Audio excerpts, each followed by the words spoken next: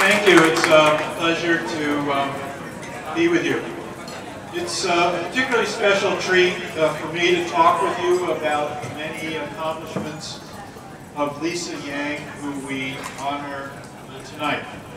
For me, the special nature of this event comes in part from the fact that Lisa's a graduate of the ILR School, a school for which I have the pleasure of serving as dean. This event is also special for me due to the fact that over the years I've had the opportunity to get to know and interact with Lisa. First, let me mention some of her professional accomplishments. After graduating from the ILR School, Lisa went on to complete her MBA at Columbia University. From there, she had great success. That's the other university in Manhattan. You know, it's getting smaller by the day, as you know what keeps growing by the week. Right? Okay, from Columbia, Lisa went on to have great success in the financial services industry, including work at Lehman Brothers and First Boston.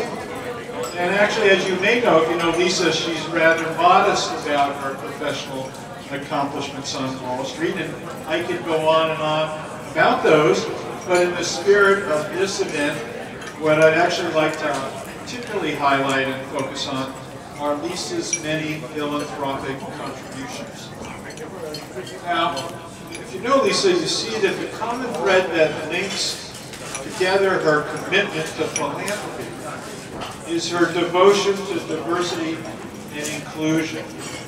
It's through her actions and her generosity that Lisa has demonstrated an extraordinary commitment as a voice for those who are both physically or mentally challenged.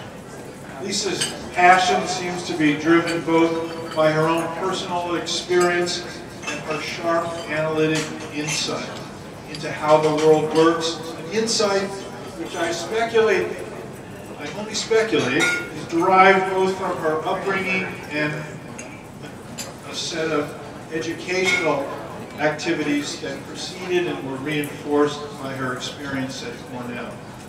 A sterling example of the commitment Lisa has shown to inclusiveness is her concern for the disabled and her work in particular with the Devereux Foundation, for which she's been recently recognized. Lisa's inclusive spirit is also demonstrated by her efforts to improve the world of work for all people. Here, Lisa's interests have come to intersect with the mission and activities of the Employment and Disability Institute, known as EDI at ILR, and I'm particularly pleased now to recognize the presence of the person, Suzanne Briere, who has led the development and success of EDI, and who's also my partner, some would say partner in crime, as through her service as Associate Dean of Outreach. Suzanne, great to have you.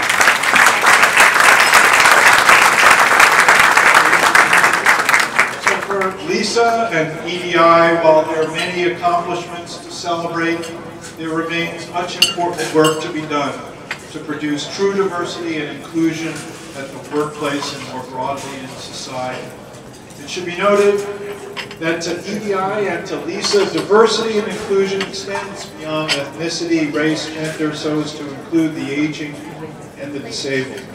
Lisa's been unusually generous, for which we're incredibly grateful in providing support both to EDI and the ILR School. And it's with the benefit of Lisa's support that with Suzanne's leadership, EDI has been able to extend and deepen its work, and in particular, to greatly expand the education and involvement of students at Cornell in efforts to more fully integrate the disabled into the workplace. We now have a concentration in disability studies at ILR. We didn't have that 4 years ago. With Lisa's support, we've offered now an array of courses. And as always, when you offer new courses, you're never quite sure if the student's going to show up. We've been inundated with undergraduate and graduate student interest, and it really was prompted by Lisa's generosity. Lisa also has endowed scholarships for undergraduate international students at Cornell. Another way she's working to promote inclusiveness. In addition, Lisa has been extremely generous in her volunteer leadership she's provided as a University Council member at Cornell and as a member of the ILR Advisory Council. It's through her membership on the ILR Advisory Council that I've directly come to appreciate another special attribute of Lisa. And I swear, I don't say this of all the members of the ILR Advisory Council. At least I can admit it to you in this private occasion. What stands out about Lisa, and I really mean this, is she's not a passive contributor of her time. She's not one of those people who just joins an organization and sits in the back. Believe me, that's not what she does. On the contrary, what Lisa does is she pushes, she prompts us to think creativity. She's often asked us to find new ways to connect with other partners at Cornell, and she doesn't accept excuses for inaction.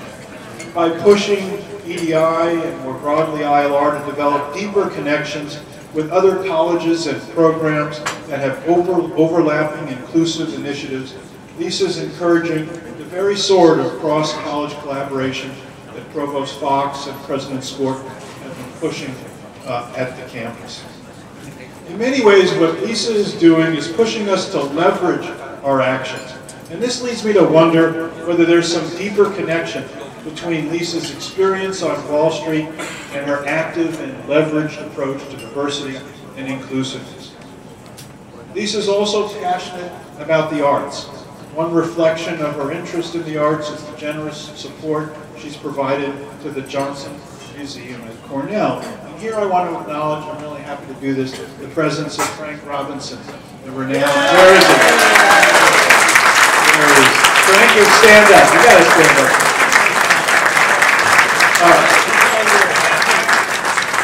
I know that Frank joins me in thanking Lisa for her support for the arts at Cornell. So Lisa, on behalf of the faculty, the students, and administration of the ILR School at Cornell University, I thank you for your generosity and for your passionate commitment to diversity and inclusion, and more broadly to Cornell.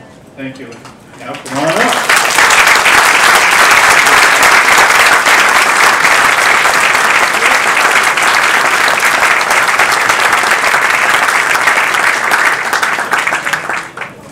I'm deeply touched to be the honoree of the 2013 CAAA Pan Asian Banquet. I want to thank the CAAA, its president Michael Lee, banquet chair Prerna, and nominating committee for this honor, as well as Christina and Apeksha for working with me on the logistics. I wish to acknowledge the support of Bob Harrison, chairman of the board, and trustees of the Cornell board for supporting CAAA. Also a warm thank you to all friends, alumni, and students within and without the Cornell community. Some who have traveled far to be present to express their support for this event. Finally, I'm happy that two of my children, Eva and Nicholas, and Meredith, his girlfriend, are able to be here.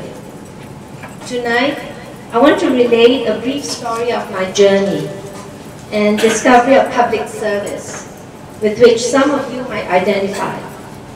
Coming alone to this country in the early 70s presented a bit of personal and culture shock. Unlike the ambitious and assertive applicants for the Graduate School of Business program at Columbia that I interviewed today, I did not know what I wanted to be or do for the rest of my life. My life then was a bit of a blur, balancing academic standards and coping with personal, cultural, and social challenges. Somehow, I made it to the business school, and shortly thereafter a job on Wall Street at the First Boston Corporation. Since then, I've managed to not only outlive that firm,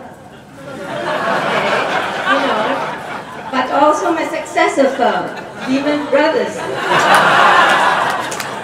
But the journey for me truly began after I retired from the world of finance in September '01. My life in the last 11 years has been shaped by the reality of autism in my family. Autism is generally regarded as a disability, but looking back, even a child with no disability, but who is gifted, like my son Nicholas, required an IEP, which is an individualized educational plan, because he did not fit the norm. I bet a lot of you feel that way sometimes, right? You don't fit the norm.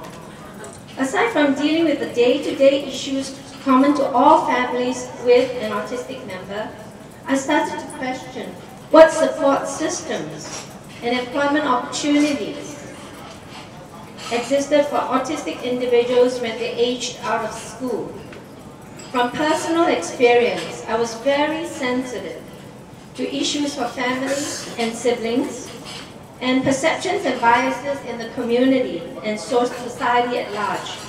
As such, I truly believe that a mark of an advanced civilization should be how compassionate and accepting it is of such individuals and the development of support systems to ensure quality of life. In my case, there was an added dimension common to Asian culture. Having 2 out of 3 kids with disabilities had isolated me from family support. Relatives were generally ignorant, embarrassed, and afraid of the physical nature of autism, i.e. aggressiveness, self-mutilation, loudness, and even worse, superstition that the condition might be contagious. It is also a reality that the rate of divorce among couples with autistic children is very high, exceeding 80% versus the norm of 50% in the general population. In reality, it's impossible today not to know someone with a disability, whether family member, friend, colleague, or well-known public figure. The disability could be permanent or temporary, genetic, inherited, acquired through trauma, for example, PTSD. It could be physical or mental, overt or hidden, as in the case of depression. But whatever form it takes, there's an economic, social, and psychological impact on the individual, family, and society. I became acquainted with EDI, Employment and Disability Institute, after meeting Suzanne Breer, maybe about 3 years ago. Suzanne is the equivalent of the Energizer Bunny, the human equivalent. And some of the dynamism has rubbed off on me.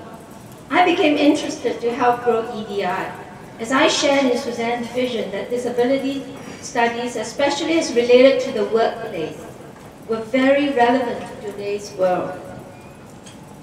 EDI sets up programs in disability studies overseas, as well as online and on-campus courses. EDI, students from other colleges at Cornell have registered for these courses, which speaks to the interest in disability studies among the student population, as Dean Katz has mentioned. What is unique at EDI is the global service learning interns that are sent in the summer to India, South Africa, Israel, and hopefully the list of countries will continue to grow. The students selected have been remarkable for their maturity, their resourcefulness, the proactivity to help others who might be different, but particularly for their sense of public service. I am proud to be associated with the program, as I had the opportunity to meet some outstanding students, including a Rhodes Scholar. While enlightenment in Buddhism might come with a hard knock on the head, for those who are Buddhists, the true impact of Cornell's land grant mission has only now become apparent to me. That is, to provide seamless transition from the world of knowledge to application of educational deliverables to solutions and public engagement to the real world. A world of people we touch and feel, an environment of clean air and water, and respect for living things that coexist with us on the planet. Philanthropy has many meanings and levels for people. We all have passions that we have cultivated at different levels of intensity for different causes, precipitated by our life experiences, which might be benign, which might have been instigated by intellectual thinking, or in some cases, life-changing experiences. The rigor in living life sometimes crystallizes our thinking and attitudes toward philanthropy. Aside from funding our passions, I leave you with this thought tonight, where I feel that the mission of public service and public engagement is so where I am at this juncture of my life. I suggest to you that we all try to make it possible for the incoming classes to study at this wonderful institution, so that they in turn will be able to give back in ways that touch their sensibilities. Individually, we can help those whose lives we touch, one person at a time. Collectively, we will be able to give that chance to those students who might make a difference to their families, their peers, the community, the society, the country, and perhaps humanity. CAAA represents an organization in the Cornell community that is truly diverse. We need to only look around the room at its supporters, multi-hued, multicultural, multinational, multi-temperament, multi-ability. Past honorees have reflected this diversity, not only in singularity, but also in groups that have been honored. As we accept change as a constant, we should also accept diversity and embrace globalization, tolerance, and the right to be different as part of the human condition. Tonight, to support the mission of CAAA, I am making an unrestricted donation to scholarship funding.